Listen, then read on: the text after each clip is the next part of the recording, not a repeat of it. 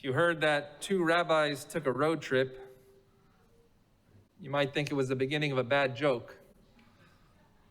But this week it was the truth. So Rabbi Guzik and I, we took our children, and really ourselves, a road trip through Arizona and ended up in the Grand Canyon for 3 days. When I got there, I remembered the first time that I saw the Grand Canyon was actually about 2 decades ago. The first flight that I ever took out west. And I'll always remember the pilot saying, "Look out on the left-hand side of the plane to see the Grand Canyon." I remember pulling up the window shade and my jaw dropping at the majestic beauty that was 30,000 feet below. That went on for miles and miles. But it wasn't until I got to the Grand Canyon for the first time this past week that I really experienced it. If you've been, you understand the microclimates, the forests, the deserts, the Colorado River, the wild animals, the elk, the horses, the mules, the cows, and the people from all over the world that come to see this majestic place. And we thought we would do something fun to entertain the children. The last night, we took a sunset Jeep tour, which I do highly recommend. And as we went out towards sunset on Wednesday evening, it was 7:32, if you're trying to find out what time candlelighting for Shabbat this was. And the tour guide, who did not know that we were rabbis, said this. She said, "You know, guys, the Grand Canyon is here. And one day, you'll find out that you need it. The Grand Canyon is always here, but one day you'll find out that you need it." When this young tour guide told us those words, what slipped into my mind were in fact the words that Moses says to the people this morning in our parsha, "Hamakom asher yivchar Adonai." As the people are going to enter the land one day soon, Moses tells them, go find the place that God has chosen to dwell. Hamakom asher yivchar. If you type in God's place on Google Maps or Waze, I'm not sure where it will take you. So we understand it's a little hard to find where God's place really is. But Sforno, the Italian commentator, he tells us, God's not going to come to us. But as we learn as children, and sometimes we forget as adults, we need to go to God.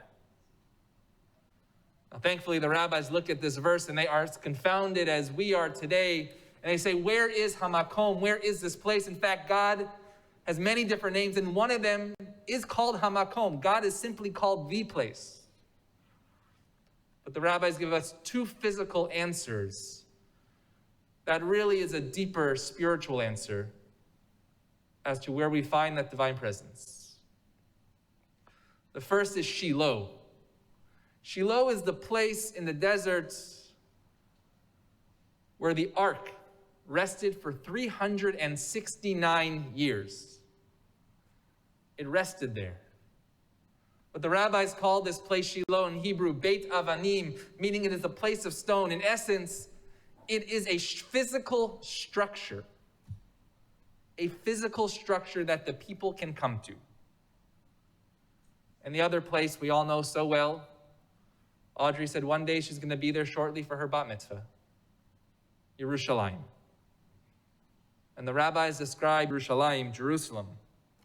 Lo haya sham tikra, meaning there is no ceiling. It's a stretched out canvas above. Hamakom, the place, has two characteristics. One, a physical structure that we can come to, that we can rest. And two, a place with nothing above us, that is an open possibility for what may be. And when you think about those two, the image that came in my mind the other way was the Grand Canyon. a gigantic canyon full of stones and rocks and mountains, millions of years old, but nothing above. Simply the sun setting on that Jeep tour, an open possibility of what can be.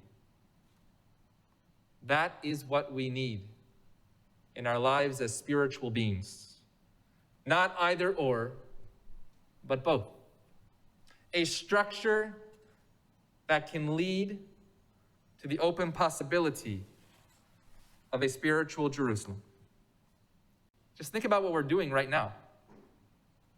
People have gathered in the Beit Avanim, in the physical structure, in a synagogue, in their homes perhaps. A structure of a service, a cantor singing melodies, a rabbi saying words, a bat mitzvah saying blessings. We do it every single week. It's the same thing. But why do we come back to the Beit Avanim? Because we're looking for the Lo Haya Sham Tikra, the place with an open ceiling, the place with spiritual possibilities that we do not even know exist, that we are searching for. Rabbi Joseph Singer, an Orthodox rabbi from Eastern Europe over the last century who spent most of his time on the Lower East Side of New York, he looks at this Beit Avanim, this structure, and he expands a little further. He says, the structure is a place where we find internal rest. Not static rest like a bedroom, but an internal rest. We go there not just because we are tired, but because we have worked hard spiritually to get there. But it's also not looking only at the past. It's looking at what will be tomorrow. We go there for an internal rest because we want to have the energy to fuel up, if you wish, for what can be the next day and the day further. The cantor so beautifully chanted Birkat HaChodesh, the blessing of the new month, and if you heard the paragraph, Mishe Asan Nisim, my heart was racing because the melody, you heard the haunting melody of Kol Nidre. You heard the motif that Mr. Ariel Cohen played on the organ of the High Holy Days. You heard the Chatima, the signature nusach of each blessing. We came to this structure this morning, the Beit Avanim, and we were moved because of what we heard. We were moved because of what we saw. And we were moved because of what we feel. That's what this next month is all about, of Elul. Tomorrow morning, if you go to Minyan, you're going to hear the shofar every single day except Shabbat, all the way until Rosh Hashanah. We don't wait for the alarm clock to ring on September 6th in the evening. We ring it now. We come to the Beit Avanim, the structure, so that we can see the open possibility that exists. Nachmanides asked, so where is it? Where is the road to the house of God? And he says a simple but very practical piece of advice. He said, don't wait for the prophet to come and tell you where that is, but do the opposite. Go find it, and later the prophet will come and tell us, not if it's right or wrong, but the prophet will come to make sure that you have found the right place. The structures exist. Rabbi Abraham Joshua Heschel was very well known for this story. He would go into the rabbinical school classes at the Jewish Theological Seminary, and he would tell the students, last night a great miracle occurred. The students would ask, Rabbi, what miracle occurred? And he would say, the sun. The sun set again. Tonight, the sun will set here in Los Angeles. If you're standing at the Grand Canyon, the sun will set there too. The sun will set wherever we are. That miracle will continue to go on for all time. The structure is there. But are we? Are we there to see it? Are we there to accept it? And what will we do with it?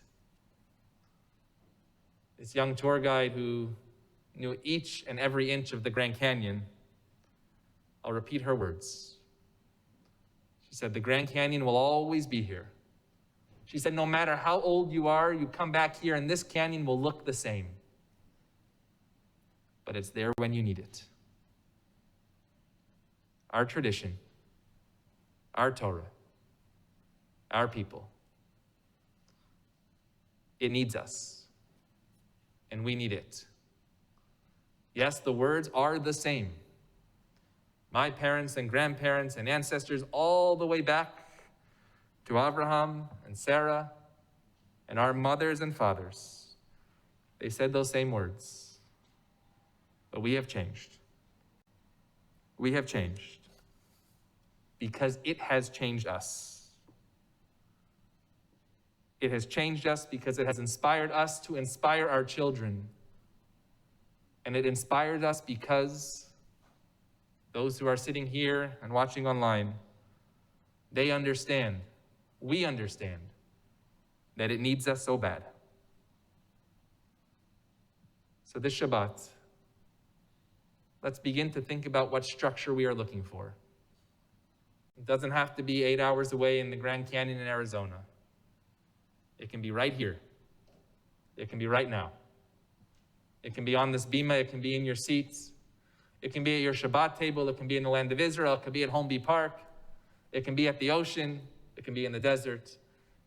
Hamakom asher ivchar. Not the place that God chooses, but the place that we choose to put God into. There's a blessing that we say when we see a majestic wonder.